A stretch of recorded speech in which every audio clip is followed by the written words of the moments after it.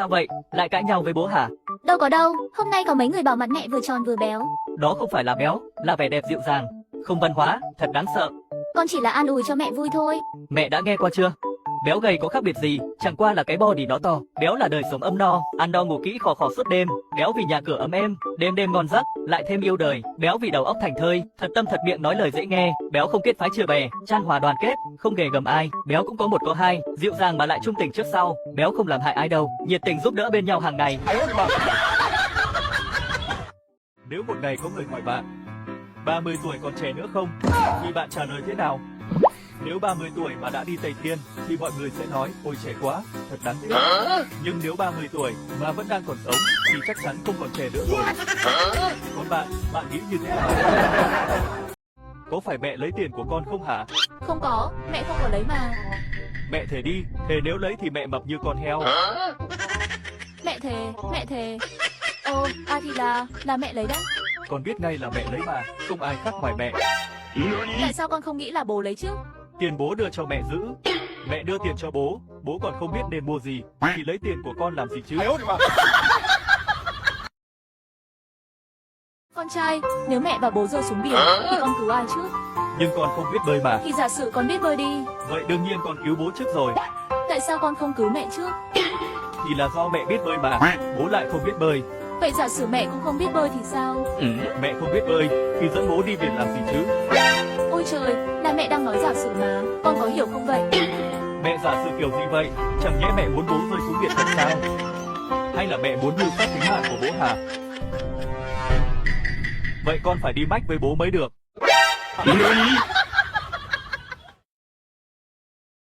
Cho thật đẹp. Vợ con phải đi làm, con phải nấu cơm, giặt đồ, còn chăm lo con cái nữa. Tới lúc đó thời gian đâu mà trang điểm nữa chứ? Lúc đó, có mẹ nấu cơm, trông cháu rồi mà. Vậy vợ con làm gì hả? Vợ con thích làm gì thì làm thôi, con kiếm tiền đưa hết cho vợ con tiêu. Con chiều chuộng vợ con thế cơ à? Vâng ạ, mẹ nghĩ xem, bây giờ cưới được vợ khó khăn lắm chứ. Vậy nên con không để vợ con vất vả đâu.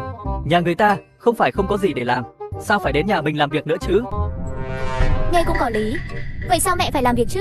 Liên quan gì tới con, mẹ đi mà hỏi bố đấy.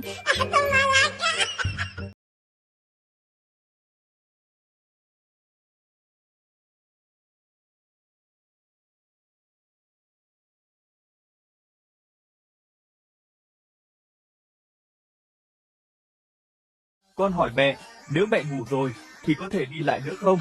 Ngủ rồi sao đi đâu được con? Sao thế? Vậy tại sao buổi tối con ngủ cùng bố mẹ mà sáng dậy con lại ở trên giường con hả? Thì là do hôm qua con mộng dù đấy.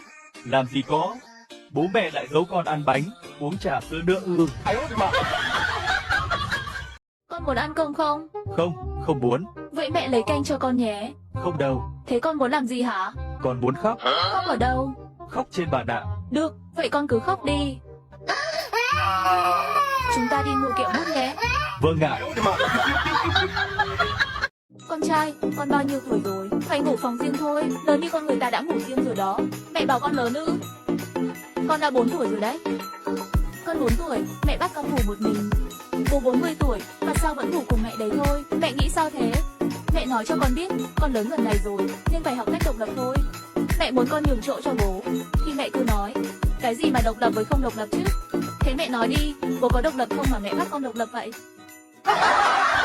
Vốn dĩ hôm nay sẽ bắt đầu giảm cân, nhưng nghĩ lại, 20 năm trước nghèo, không có điều kiện để ăn. 20 năm sau thì răng rụng, chả còn răng mà nhai nữa. Nghĩ đi nghĩ lại, hay là thôi vậy? Đời người ngắn ngủi, bây giờ không ăn, đợi lúc nào mới ăn chứ? Sao phải làm bản thân mình khổ sở? Giảm gì mà giảm? Ăn thôi. Mẹ, con là mẹ sinh phải không? Đúng rồi. Vậy sao, càng lớn con càng giống bố thế? Mẹ cũng không hiểu nổi, mẹ sinh ra con mà chả có nét nào giống mẹ là sao? Vậy con có phải là con của bố không? Rồi, tới công chuyện này. Tất nhiên con là con của bố rồi. Nhưng bố có sinh ra con đâu. Thì mẹ nói thế nào cho con hiểu đây? Hay con đi hỏi bố đi, bố chắc chắn có câu trả lời đấy. Mấy giờ rồi còn chưa dậy trời? Mẹ không dậy đấy. Mẹ có dậy không hả? Bụng con réo lên vì đói rồi này. Hôm qua con bảo lấy chồng rồi không cần làm việc. Mẹ từ xa xôi vào tới đây thì việc gì mẹ phải làm chứ? Con đó liên quan gì với mẹ? Đi mà tìm bố con đấy. Hôm qua chỉ là con nói chuyện phiếm với mẹ tí thôi mà. Sao mẹ lại giận con làm gì chứ? Con thì hay rồi, con nói như vậy mẹ thực sự tỉnh ngộ ra rồi đấy. Mẹ có giận con thì cũng không nên để bụng bị đói. Con đói cũng không sao. Nhưng mẹ đừng để bản thân bị đói. Mẹ gọi đồ ăn đi, gọi cho con cái gì cũng được.